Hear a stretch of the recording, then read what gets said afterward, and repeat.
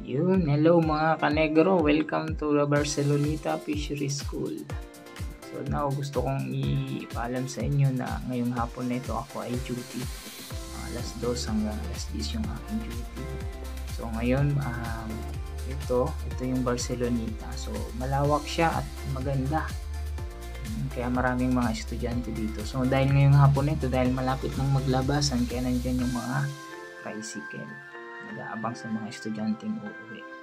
At yun, kasama ko nga dito yung mga barangay tanod ngayong hapon. Kaya masaya ako nakasama sila dahil hindi ako mahihirapan magsaway sa mga estudyanteng mga pasaway pag lumalabas. Dahil gusto na talagang umuwi kahit hindi pa portar. Pero yun dahil kasama ko sila, so picture muna daw. So masaya ako nakasama sila. Mga barangay tanod at kasama yung chief nila, parang biyong. At yun,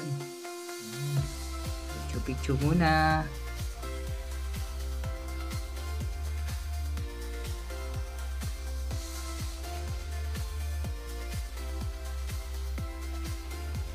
At yun, yan naman pala si Kuya Rodel, yung aming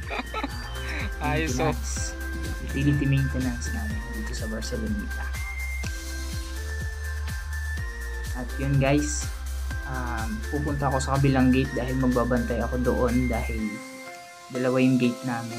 Kahit nakasarado yung gate kasi yung mga estudyante kailangan bantayan dahil nag-shortcut. Yung kasama ko, barangay tanod din.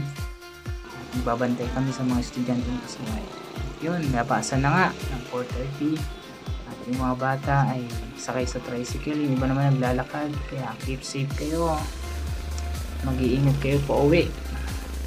Sa susunod ulit mga kanegro, ingat!